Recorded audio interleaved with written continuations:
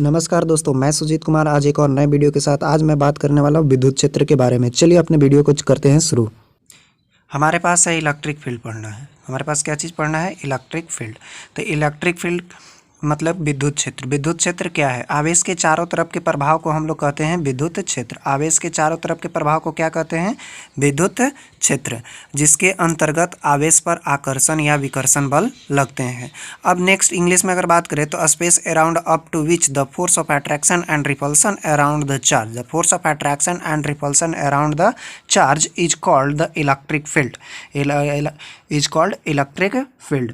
अब नेक्स्ट है विद्युत क्षेत्र की तीव्रता। नेक्स्ट हम लोग के पास क्या है? विद्युत क्षेत्र की तीव्रता। विद्युत क्षेत्र की तीव्रता क्या है? What is the electric field intensity? तो इलेक्ट्रिक फील्ड इंटेंसिटी का डिफिनेशन है कि the force of attraction and repulsion on unit positive charge, the force of attraction and repulsion on unit positive charge in electric field, force of attraction and repulsion on unit positive charge in field is called electric field intensity।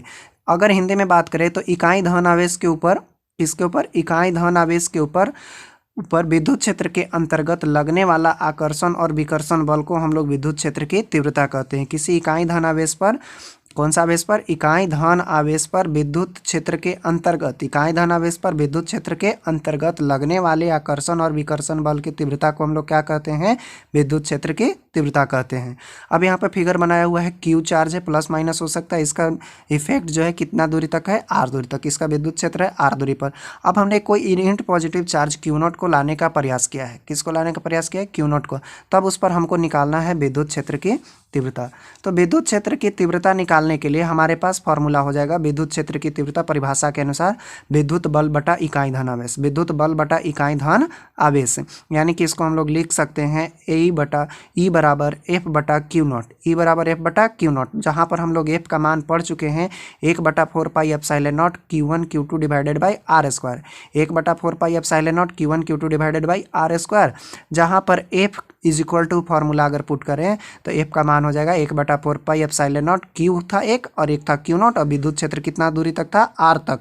तो हमारे पास formula हो जाएगा 1/4 epsilon naught Q naught divided by R square. तो F का मान रख देते हैं। तो एफ का मान रखने पर हम लोग को हो जाएगा 1/4 epsilon naught Q naught divided by R square बटा क्यू नॉट, क्यू नॉट से क्यू नॉट कैंसिल होगा तो ई इज इक्वल टू हमारे पास फॉर्मूला बच जाएगा 1/4 epsilon naught Q by R square. बल रेखा के बारे में, किसके बारे में? विद्युत बल रेखा के बारे में। विद्युत बल रेखा क्या है, उसके गुण के बारे में। अब है विद्युत बल रेखा के गुण। विद्युत बल रेखा के गुण यानी properties of electric field line, properties of electric lines of force. यह एक काल्पनिक रेखा है, पहला होगा यह एक काल्पनिक रेखा है जो डिफिनेशन में ही था, it is an imaginary line. Second properties है यह विद्युत क्षेत्र के दिशा को दर्शाता है, डिफिनेशन में भी हम लोग पढ़े, it is shows the direction of electric field.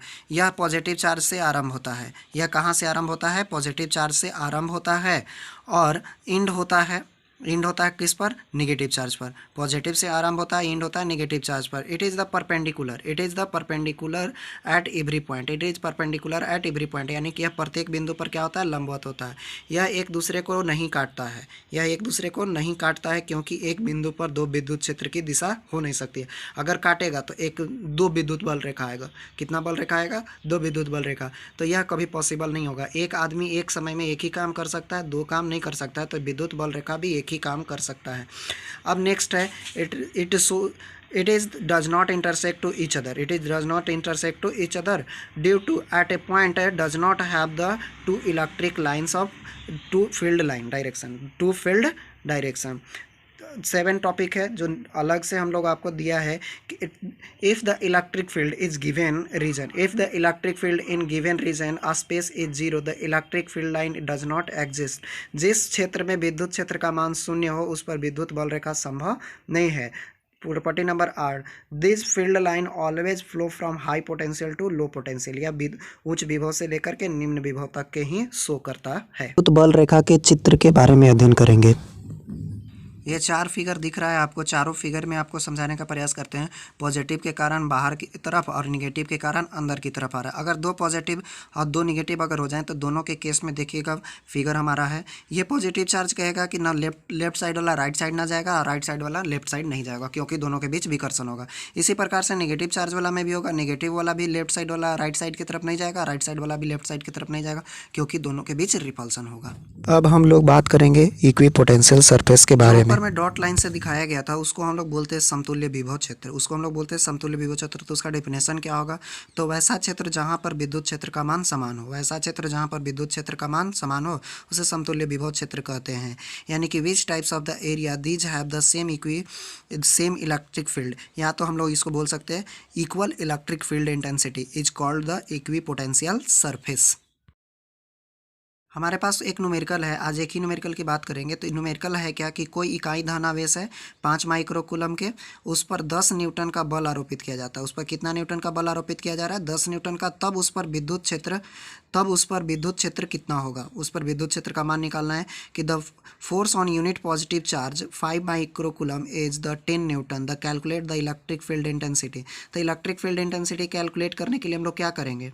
Simple सा फंडा लगाएंगे। एफ का वैल्यू दिया हुआ था 10, क्यू नोट का वैल्यू 5 माइक्रोकूलम यानी कि 5 गुना 10 के पावर -6। ई का वैल्यू निकालना था तो ई का फार्मूला एफ बटा क्यू नोट, तो वैल्यू पुट कर दिया। एफ की जगह पर 10 और क्यू नोट की जगह पर 5 गुना 10 के पावर -6।